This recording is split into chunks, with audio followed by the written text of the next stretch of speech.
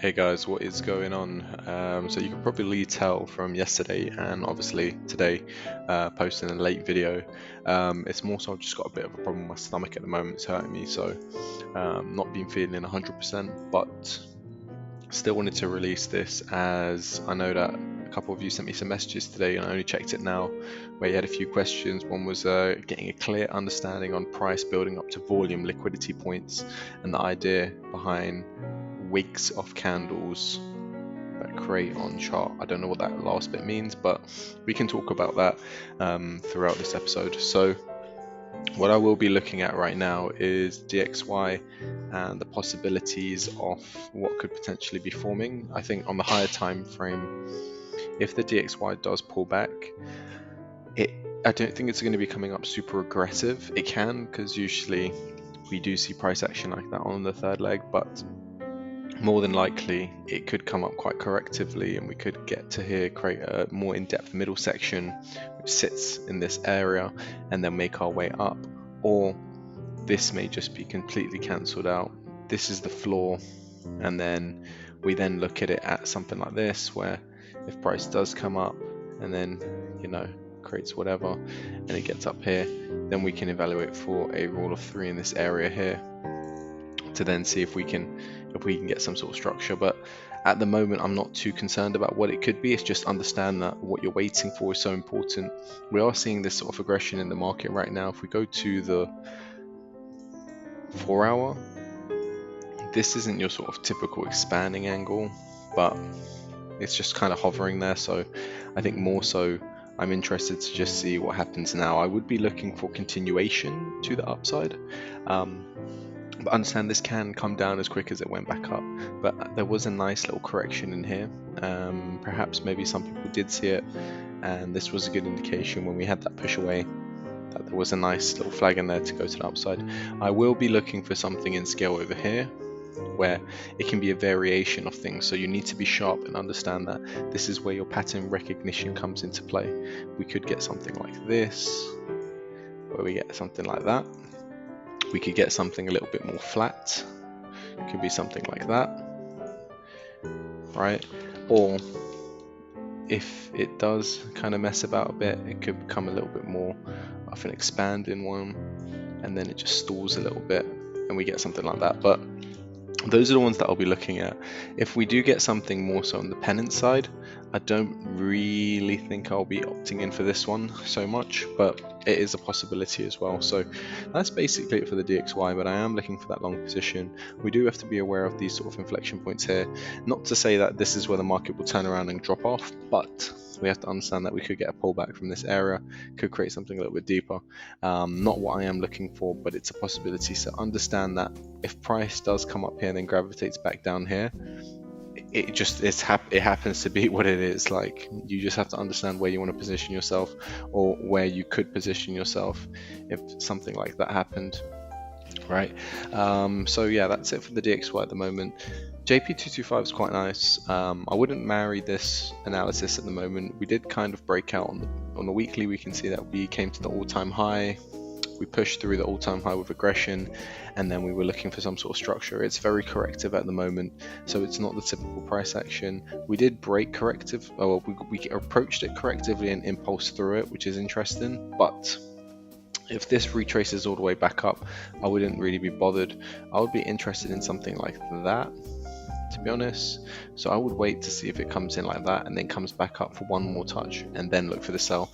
If that is the gameplay, then we'll wait and see. But I wouldn't just opt in for the trade there because of this, because that is quite impulsive to the way back up, and it is coming from this section over here. So understand that as well, that this could just kind of gravitate and go up higher again. Looking at the other yen pairs, which we're about to go into, you'll see what I mean. So looking at New Zealand yen, I think a lot of people have been looking for the short position on this, just mainly because we have this sort of expanding zone over here. However, we do need to understand that we haven't yet really completed this, and we haven't given us a reversal signal at any point. So even though we had the mini override, there was probably a valid trade in there. It just didn't play out because it correctively came out over here. More so, we can see that there was this sort of section over here where we could have looked for a counter long position, but I think it comes with a lot more risk, and Personally, I don't think we would take that trade. I don't think it is a good valid trade, especially where you are in structure. You're looking for the short position if it is possible. But looking at it from a high time frame, if we zoom out, what does this look like? We have strong push, well, push up here, correction, push, correction, push, correction, push. Kind of a bigger correction now, but more so, we could just get that final push up into this area. And I think more so, if we pattern separate all of this, and obviously there is more to be separated, I'll be honest with you. You know, I think there's a lot of reading to be done within this, but you know, you'd want to separate this completely and just look at it for what it is. And you can see we had the massive accumulation of price. Now, going back to the question that I had where basically where price is building up volume, these become liquidity points. So I'm just going to invert the chart quickly, and let's just say that this chart now came all the way down here, okay, and we traded, then we pushed back up.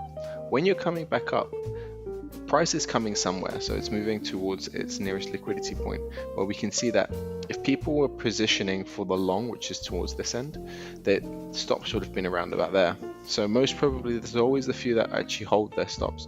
Liquidity would have been taken here, maybe something would have corrected and then sat and then come up again. The next liquidity area here is here, so we would have cleared that, and then the next one would be here because there's a lot of orders in there, and then it would clear this, and then the final one is up here and then up here. So then it gravitates and makes its way up there, gathers liquidity, and then we evaluate what would happen next. So that's just basically the theory behind liquidity grabbing, but there is a lot more to it because we don't just grab any ordinary liquidity. The market is creating history. So what does that actually mean? Well, we have to understand that if we are trading on the side of the banks, the institutions, and the people who actually know what they're doing, you know, they're not just going to be placing trades blindly all the time. They're creating price to push it somewhere, stalling price, for example here. No coincidences in this area of liquidity. And then basically what happens is people have positions up here because they saw this retrace candle, just because they probably thought it was coming off the back of that. Because if you look at it on the line chart, you can see that it was here, we kind of moved into it. We were going to sell off, but we just had to wait for when. And this is where structure will be playing itself. So as we created that point over here, we can then see that liquidity was being grabbed here.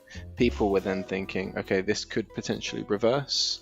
And then as it was potentially reversing, we could then see that we had the price actually making its way back to the high. So we just took out all those orders over there, and then we had that aggressive push. And then what happened was it came back in, because then people would have started to FOMO. They would have seen this come into here. They would have seen this point over here, which I don't think is invalid, but we have to obviously see the big time frame structure. We have this point up here, which we have to be aware of. Price came in, retraced down here, and then eventually just came up with a 1, 2, 3. Now, this 1, 2, 3, ow, that tea is hot.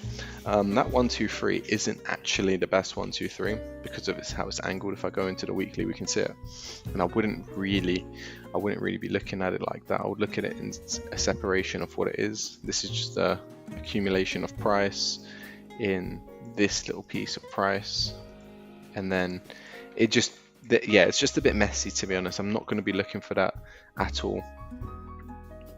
Understanding that, okay, yeah, we did 1, 2, 3 into it, but looking at it on the higher time frame, we came in very impulsive, and it has more than enough room to make its way to this high. Doesn't have to do it right now.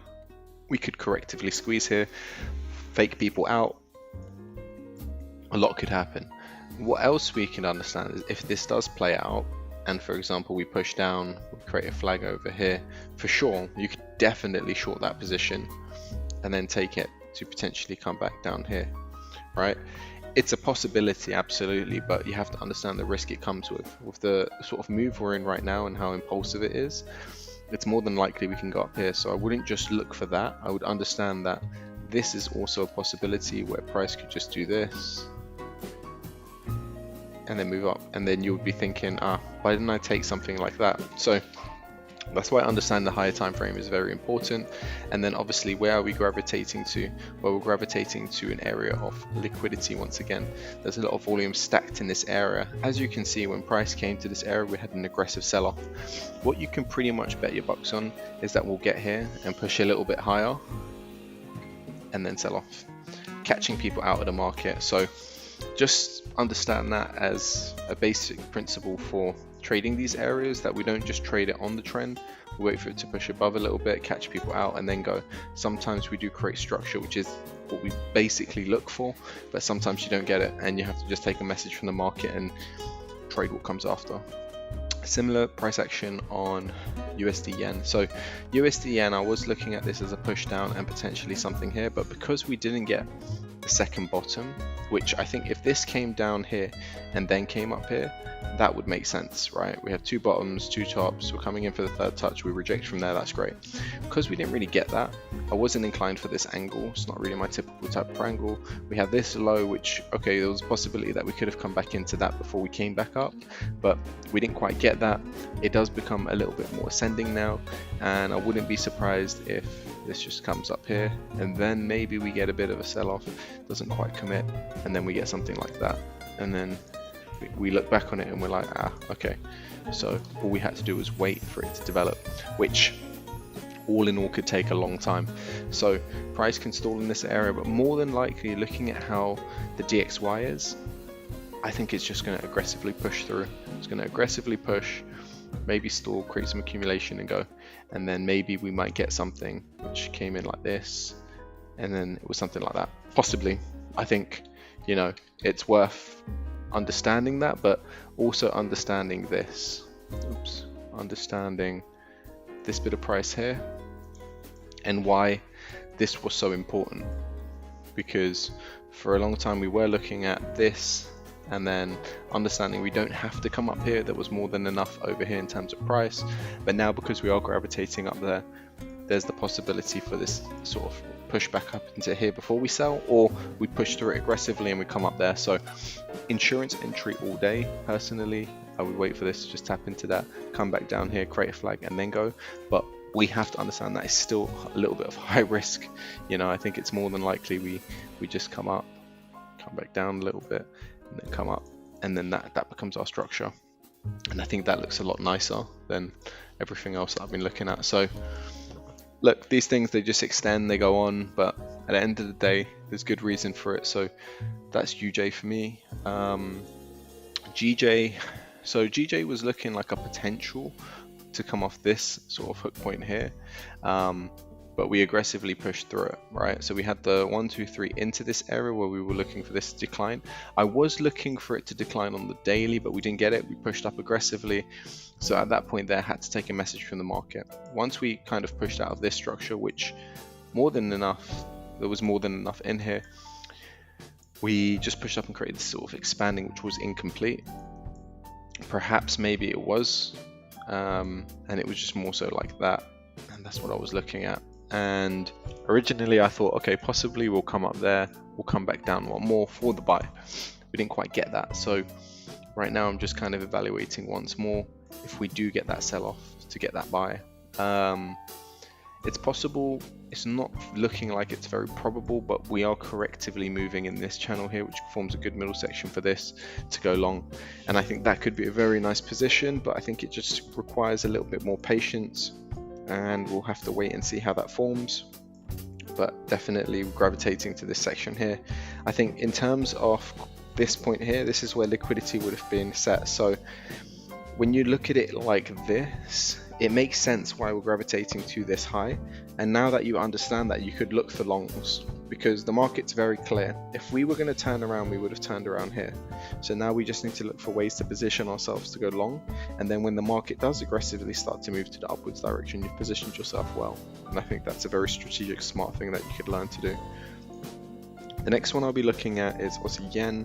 Aussie Yen's somewhat different because Aussie Yen is actually coming into its sort of scoop up zone, but the only negative confluence I can really see is that we could have something like this, which really and truly is not really a negative, but it could just kind of make its way up, come back down, make its way up again, and then sell off. That's also a possibility. I think it's a tricky one, to be honest, because we have this point above, which I wouldn't worry about anything above that, but more so we have this point. And if all the other pairs are going to get aggressive momentum to the upside, we could push through this. So right now I have to look for two things, because we are not approaching it with structure, we're approaching it with aggression, which I'm going to see if we can approach it like this, and then maybe we might see something like that. And I think this sort of approach is a little bit better than how we're approaching it in this nature. So let's have a little look at what can develop over the next week on Aussie yen, but for sure we'll have to wait and see. It's at the moment, like I said, it's not really looking too good. I will wait and see. You know, even if we push up and correctively start to come down, we have to understand and evolve, and then just see it like this and wait and see what happens. So even that can happen, where I said before, we wait for the push above and come back in. We could push above, but then if we correctively and we don't get it with aggression, because that's what we're looking for, right? We're looking for it to tap into this area and then start selling off aggressively. If we don't get that and it starts going in like this, right, in this section here, that becomes a very corrective middle section. And at that point there, that's when you want to evaluate, is price going to pull itself back up? So that's basically it for AJ. The next one I'll be looking at is CAD-yen. CAD-yen's looking nice. I mean, CAD-yen's simple, very straightforward. Price here's got its high over here. Doesn't look, I mean, there's a small little bit of liquidity just above it, but that's what we're waiting for.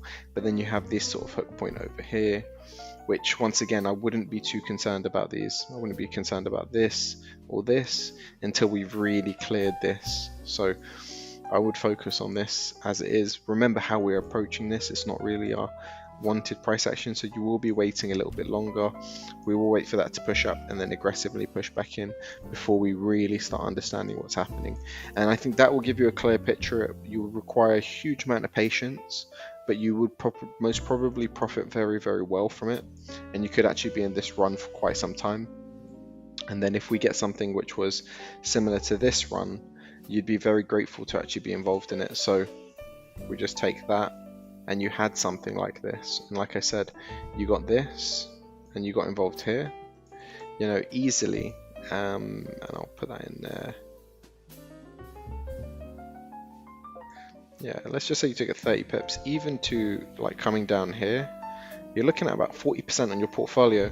Okay, cool, that's over a huge sum of time, but you have to understand that how many trades will be within that as well. So, and the truth is, if you were going to get involved there, you're going to position yourself even better, trust me. So that's basically it. It doesn't give you enough clear structure, but even if we did get something like this, I wouldn't really be inclined. I think it's just in this sort of corrective channel, and I think you'd wait for that clear push and a flag like we just saw. Maybe a little bit on a smaller time frame, 1 hour would be more appropriate to just see it clear, like all of that, and then we see that push through, break, flag, go, and that's more so it. So we broke the trend impulsively, and then we go. Swiss yen I really do like as well, the fact that we've actually started creating all-time highs. It's just, for me, we're trading in no man's territory right now, so I wouldn't even entertain a trade until we've really pushed back in. Let it do whatever it wants to do up here, and then eventually when it does come back in here, boom, you're going to be in for a monster of a trade. This is drawn on the weekly. I would take it to the, more so I would look for daily confirmation first. I would go to your daily time frame. I'd wait for, you know, let it do whatever it wants to do up here. It could take a couple weeks, but then when it does start to drop, create something up here, let it do what it needs to do, because it could form into something larger. And then when we actually start clearing and then we create something nice like this, which is highly probable, you want to get involved in that, because when you zoom out, you look at the run that you have, right? This could be the start of positioning yourself over here, really and truly. Had I told you you could have sold here And all you had to do was this, right? If I take this here, and I'll do it on the line chart because it's a little bit harder to understand it on your looking at the candles. But oh, I did have another question actually about candlestick confirmation, which we can have over here. So we have, this is the high, we're waiting for price to push back in, right? So if I just take this and put it over here, okay, cool. So we see this push from the high come back in. Now we're looking at this to go short, so we want to understand what sort of structure we can see. Let's go to the daily, and on the daily we can't really see anything just yet, so it wouldn't really be the easiest one to trade, but we understand that this is the sort of trade we're looking for. This was the pattern we were forecasting to see if price comes in here and rejects. We wanted to see it come all the way back in, which we didn't quite have at this point. And obviously if we're looking at it in the opposite perspective, this would be a bullish high test, which we know is more than likely going to be filled. Doesn't have to be, but more than likely will be. So we then look at waiting for the next candle, and we're still in this corrective price. I would wait until sort of this level of price is cleared on the daily, and then there we go. So we go to the 4 hour. Ooh, do I get the 4 hour on that? Even so, at that point there, we would then be looking, or maybe I do have the 4 hour. No, so it's data point unavailable. Okay, fine. And yeah, essentially you'd be looking for the trade at that point there. But even so, don't worry about it. I think you can probably see it on the daily as well. Let's go back a bit over here. So we would have ideally positioned ourselves in this flag over here. I don't know if you'd be able to read between it, but we would have understood this and positioned ourselves here. If we couldn't, then we would have looked for another sort of area. But as you can see that the market doesn't give you a solid straight commitment, you see. As it pulled back in and we came to retest it over here, we came down, but even if you did take the trade, you'd be out pretty quickly, right? Let's say you got the risk entry, you got it really good, and you got it over here, got the 27. You'd already be out the market around about here with, oops, always do that. Let's see, so you put it over here, 27, probably out the market. Did I just do it again? Pretty sure. Okay, so you'd position yourself in here, probably candlestick confirmation, retrace, whatever, and you'd be at the market just there for about 5%. Then you would have been looking for your next one, which we can actually see it here on the daily, that the trade was over here. This one I think would have been very clear and good to just kind of drill in on. And this is the thing, when you get a trade like this and you understand what's happening on the high time frame, you can then position yourself very strategically, and you can play that. So you could have easily, why do I keep doing it? Honestly, it's just perhaps maybe my mind's not working straight. And you could have easily just taken this with aggression. 12%, not too bad to be honest. You know, I think maybe we would have been able to squeeze a little bit of a tighter one here, but even so, you would have been in and out of 12% there. And then as we came back up here, I don't know about low time frame. So, you know, just kind of see, ooh, I did see something really nice there, but I think it's too late now. Anyway, so yeah, basically just kind of looking at the Swiss yen, there's so much opportunity. So we're trading in very, very good territory at the moment. We're just going to wait, you know, as we can see when we approached sort of double bottoms, double tops, what tends to usually happen. Over here we can see we had this high, pushed up, broke, came back, retested it. Okay, but that was in continuation to the upside. We need to now see if we break, push, we don't break below, but we retest it, and then we go. It's possible, right? Because we've seen it happen over here as well. in this section here. So we need to now wait for confirmation that we're breaking back in, because there's been many times where we have done that, but because of a lack of understanding, I think that's where the money wasn't made. So over here, for example, you can see that price pushed up and then pulled back immediately. We created entries over here, and then we were on the way down. Obviously that took about 3 weeks to form after that weekly close of the push back down, so that's pretty good. Wildcards, we have Aussie US dollar, which I think is honestly phenomenal. Just have a look at this. So now we're in larger flag territory. It could take maybe a week or a couple days to form. We can see that we had the expanding 1, 2, 3 into here with the 4th touch, and then we came down here. You might ask, why is there 4 touches? Well, we usually evolve, so we usually just use the most 2 recent ones, and then we go into this point here. It's usually a lot better. And then yeah, we kind of retraced up here. I think at this point here is where you wanted to really be looking to get involved, and the entry was really just about here, this section. I personally think it was quite difficult for some people to take that trade, and I understand why. You would have been hesitant not to want to, because you'd wait to see if it comes to this liquidity point, but at the end of the day you did get what you needed. You had your 1, or you can call it 1, 2, 3, the retest and the sell-off, so the mini double top there. And then we did sell off and pull back aggressively, and at that point there, that's where I wasn't really inclined to get into the short just yet. I would have been out of the market already around about here if I did get involved. And then over here is where we would have refined a little bit more to see this flag, and it was pretty clear. I mean, you know, we had this where we can then see that we structurally 1, 2, 3 equal spacing, multi-touch identification. You can say that this point could have easily been tapped into. I think that is one thing that was the only major negative confluence to this, but you know, it is what it is. It didn't touch it, it just sold off. So that's it. And I think if you were going to take it, probably your best bets was probably a reduced risk entry under this. Still 10 pips, not bad.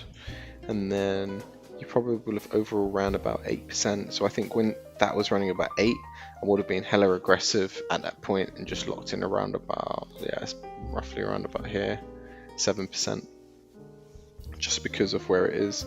But more than likely, you know, this is now going to create something a little bit larger, so I would be a bit aware.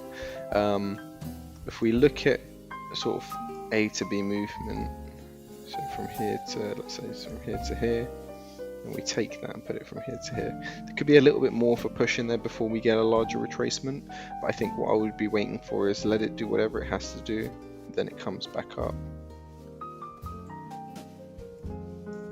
and then we get something like that, and then we look for the sell. It's possible it could be larger than this as well. So like I said, this can take maybe about a week to form, could be even a little bit longer, but you know, usually that's basically the gameplay. So that's Aussie US dollar. Definitely had a 7% position there for those that would have taken the double top, mini double top on that. I think GBP CAD is absolutely stunning, but just it's very corrective at this moment in time. So what I'm going to do is I'm going to zoom out because this one's a little bit more of a complicated one.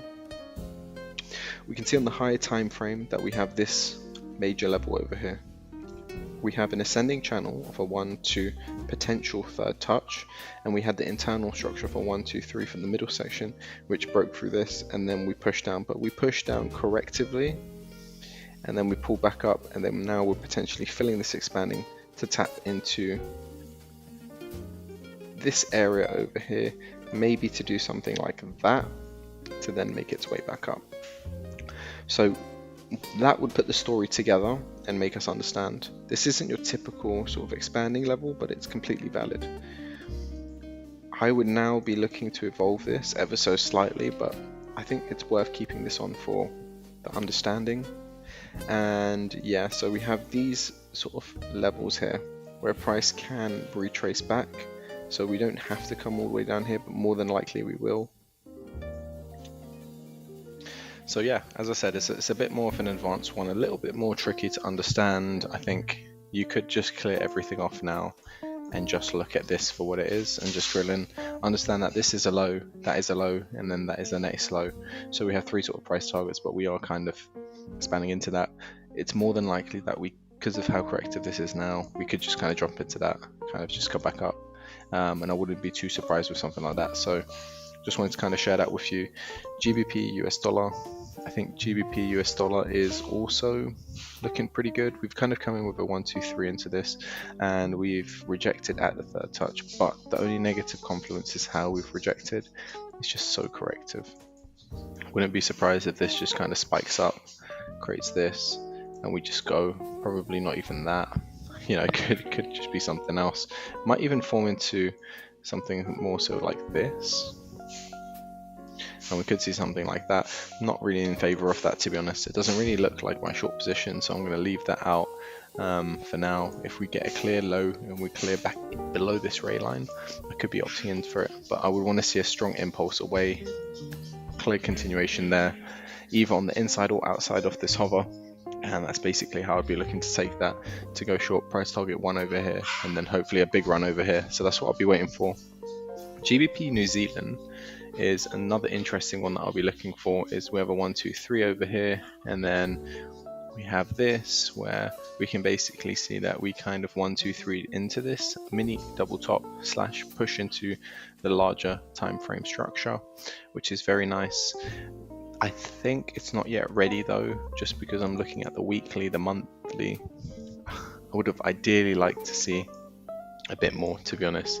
A close above, a retrace back in, and something like that would have been awesome, but who knows, man. We've got to wait till next week now. We could even get another wick rejection. If this just continues selling off aggressively, we'll see. Looking on the hourly, we've got really good momentum actually. So we had the push away from there, absolutely stunning. Then we had the small continuation just over here, and then we have the push away now. So if we get something over here to continue, then we can see that through. But for now, I think we have to wait and see, because if this starts to retrace and starts making its way back up here, then we just have to take a message from the market. So that's basically what I'm looking at on there. I think that was a stunning position in itself though, just that true risk area here. Phenomenal, honestly, very phenomenal little bit of price. If you look at it on the hourly, the entry was definitely on the table there as well. Most likely could turn into a break even, but it's one to definitely hold. Maybe even hold your, I mean, 72 pips is massive, to be honest, you know, but in here, that's something else. Seeing that as a price level, just kind of setting this in here as well. Still pretty large, to be honest. 44 pips. Yeah, I mean, you'd hold the break even. I think it could easily be a break even trade. You got Euro GBP, and Euro GBP is looking pretty interesting. We came to the low, we're stalling. It looks like we're just creating continuation to the downside now. Just because we have that rejection there. If we were going to go up, we would have gone up by now, but it now just looks like, yeah, it's like this whole one section for it to continue to the downside. So stay alert for that, because this could easily just drop off, and it looks like it is the natural sequence right now. GA sick, honestly. We got literally the structure we were looking at. So we had this little inflection point over here. Looking at how all the GBP pairs were, we kind of just pushed up aggressively, and we're going to continue to the upside. I mean, that was just a small liquidity area that we had to be aware of, but it's now currently looking like we are going to continue to the upside. So that's what we're waiting for. And then we have USD CAD. Obviously, in terms of taking a trade on GA, I would just be waiting for that insurance entry. So I'll push up, push back down, a flag, and then we go. And that'll be more so the better trade. USD CAD. So USD CAD's actually quite interesting. I'll invert this one. So you can see it like this, where we had the override there, we had an expanding just breaking above, and now we're just looking for clear continuation to the downside. We do have to also understand that we could get a ending structure, something like this, and if we get something like that, cool. You know, then we can take a message from the market, and then maybe we get good trades into that. Obviously, we will be looking for the long, so that's basically it for USD CAD. Euro USD, It's just choppy. We're in that middle section zone. This could just get very messy before we go, so I would literally hold fire and just wait this one out, because when this plays, it will play out pretty well. But if we are calling this the floor, or this the floor, then it would make sense for this to potentially come back up one more time, to come back down here, to go back up. But more than likely, it's just going to be a messy structure, so I'm going to wait for price to get to these areas before I even entertain a trade. Next one I'll be looking at is New Zealand Swiss. Messy one too, honestly. Maybe it's coming back down. I'm going to create something a little bit more flat. I'm not too sure. Yeah, it's not one that I'm really in favorable for right now. I wonder if we come in here before we come up here. It's just, yeah, it's one of those ones where I'm looking for the trade up here, but if we do come in here and we tap into this area here and we create that, that will be interesting to go for the long. So I'll wait and see how that plays out. And then this one was looking like a good trade, but then we had the push out, the push back in got messy. Was looking for the 1, 2, back down 3, and then go long. Slightly larger in not the best areas, but now it's just one big corrective piece of price. Not something I'm very, very excited about entertaining. I would look more so for this to finalize. More so, it could take a lot of time. It can correct for some time, come up here, and then go like this, and then we could see something like that before we sell off, which beholder could be in July, end of July. So who knows? It just needs some time to materialize, but it'll be good. And then Eurocad's definitely got the commitment. I didn't get the 1, 2, 3 I was looking for, but we had internal structure there with the mini double top, and then we sold off. It's cool. I mean, to be honest, not really worried about this so much. I think I wouldn't have still taken this, because we did have that push down and that larger correction, but this could have easily just pushed up and then tapped into that and then sold off. And then I would ask myself, why didn't I just wait for it, and then probably not be too happy about that. So I was happy to kind of miss this one out, and then it just did sell off. That was uncatchable for me because I was sleeping. It wasn't really entertaining to stay awake because I wasn't feeling too good as well, but I don't usually stay awake for trades. Maybe something in the future. If you guys stay awake for trades, I'd love to know. Obviously Aussie trades are probably in New Zealand ones, but I'd love to know what trades you stayed awake for and what you've capitalized on, because I see quite a few on Aussie pairs, and sometimes I kind of contemplate it, but I don't really take advantage of it. So we had an internal structure here. I was looking for one more push down before we go long, didn't quite get it.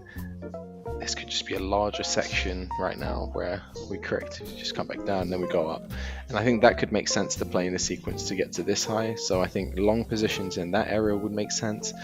Don't be surprised if you do see a little bit of a push. Oops, not that big, but see a little bit of a push out like that. Could be a wick. Don't let that put you off going into long for this, because it could turn out to be a good trade. But also understand that you're trading in this area. But because we've just kind of retested it and broke it multiple times, I'm not too bothered about that. So yeah, we kind of came in with a 1, 2, 3 higher time frame. You can see where we are. Could be a good counter long position. So I would look at that. And Aussie New Zealand, cool trade, honestly. So we had the internal, so we had the 1, 2, 3, and then we had the internal expanding over here, and then basically we kind of pushed back into the pattern now, which is very nice. There hasn't really been any clear entries for me personally. I think this is a good entry, and then maybe this little zone here would have been a good entry, but this is what it is. And then kind of with how it was moving, I just was kind of put off by it. It just didn't look good to me in the moment in time when I looked at it like here. You would have been able to make out that was a clear flag, and I think I'm happy not taking a trade on this, because I probably would have not enjoyed the position. Looking at it with the perspective I had, this would have been the best trade in my opinion, this one over here, just because it was very clean, very flat. You get clear 2 tops, 2 bottoms, and then position wise I would have probably been entertaining it there for roughly around about here. Oops. Okay, let's swap these around. Yep, okay, so I think because I did swap them around before, and maybe that's why I keep clicking the wrong ones. Yeah, and you'd be running about 5. Yeah, maybe I would have easily been out for 3% maybe. And then maybe you might have re-entered here if you were reading between that, and then possibly, yeah, it ran about 6% and pulled back to around about, yeah, I mean, you would have probably been very cautious, maybe a bit aggressive, maybe 5% you would have been out if you were aggressive, but could have still been in the trade. Up here, you wouldn't have really known that this is the area we're selling off on, because there was the possibility for it to come back up. So let's wait for something better though. I am more in favor of these trades where you have that push, you have this, and then you have the clear follow through, and I think those are the ones I am looking for. So if we do get something like that over here, don't hesitate to trigger. Aussie CAD didn't quite get the structure I was looking for, so I thought maybe we might get something larger, maybe we might create something structural here. Didn't quite get it. There was this, and then we sold, and then maybe a small one there, but small flags on towards this low. I wasn't too entertaining it, too bothered about entertaining, especially with that aggressive move. We could pull back quite aggressively. So if I go to the hourly, there just wasn't any really clear entries for me. I think even this bit over here, price would have been down here. 15-minute, I don't know. I think it's one you can just really think about and then just decide, nah. You know, I think look at it like that. If you did take it, it would be a 15-minute pin bar right there. Take 10 pips there. And then you could hold that, but then, yeah, you'd probably still be in the trade, to be honest. You're running about 9% there, pull back to about 6. Yeah, I think you'd roughly take about 7% on that. Yeah, you'd be at the market for about 7 there. And yeah, it is what it is. So maybe you would be a bit more conservative and just hold it in there at about 5, and now you'd be running still profit. I think there was still some good trades across the board throughout all of these. Obviously, I'm not taking trades on all of them, just monitoring quite a few, but you know, still good stuff. So hopefully this video was helpful and you got some value from it.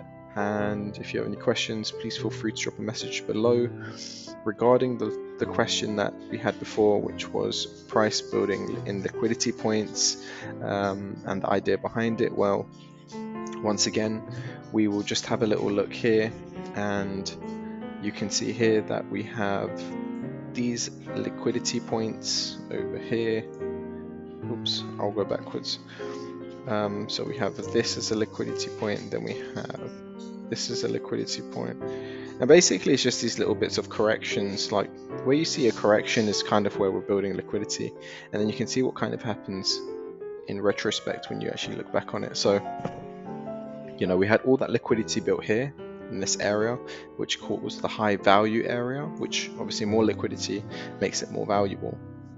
Idea of the peaks.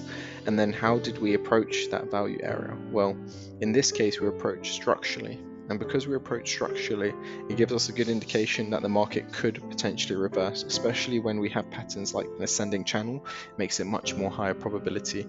So I just wanted to share that with you guys, and then you can basically see that price is pushed down and we're basically in that aggressive move. So there was a lot of room to capitalize on this. The best creme de la creme, and I think I said it a billion times, was over here. And yeah, I mean, there was massive pullbacks, but then I think after you saw this one and this one, that's where you would basically be like, okay, I'm going to understand that we could get larger sort of sharp pullbacks, so I'm going to be a bit more smart with my management. And then when price pushed down here, you'd probably come back over here and understand that. Okay, so now you'd be running roughly around about 16, and then over here you just leave it and wait and see. And then if we do kind of push down more, we just move in, lock in some more, and then price will be down here somewhere, and we'll wait and see, and you'll be 19%. So see how that easily from Monday the 19th, which was the beginning of this week, has turned into a 20% position. That one simple trade. Unfortunately, I wasn't able to capture this trade because I was asleep, but there was a later on trade during the day over here, which I think personally there was no reason not to catch this. And you know, you could have captured this one and scaled this one, you could have scaled on this one, you could have scaled on that one as well. And then, you know, I'm not going to add these all up, but you know, we can already see that I'm going to add them all up, aren't I? So we could have had this one over here, and then remember we had about 19 on the first one,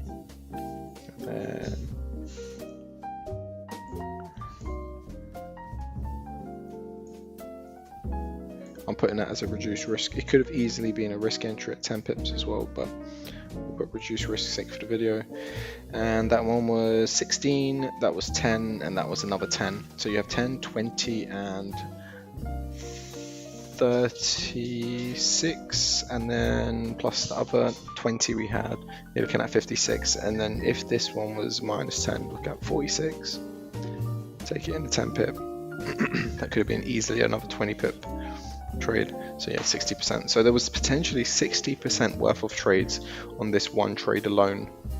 So like I said, guys, you know, if you start learning this and you get very good, you can make some really good money. You know, even if you're trading something small like £100,000, yeah, small, you can make 20% in a week. Not all the time, but there's weeks like this where you're sharp, your mind's in the right place, and you can capitalize £20,000 in a week off just one set of trades. Obviously, despite the rest of the stuff that we're looking at, there's other trades there, but you fully focused on just Aussie CAD in this sell-off. You understood the higher time frame structure, you understand the value points of where the liquidity was built, you understand structure. Even though that this was corrective, we did come in with a final ending structure we broke. Even you didn't get it at the very top, which we didn't even count that trade in, but you saw the push away, we saw this corrective price, we didn't take that one. But even if you took this one, and there was a few other ones there, perhaps maybe you could have even looked at this as an area, even in this area. I mean, there's multiple ways, if we analyze it, we could find things, but you know, there's trades everywhere. And then even if we saw something like this and we did get the commitment and it did just drop through, I mean, obviously we're trading to this low, so it could just come in here and then pull back. So that's the risk you take when you're trading so close.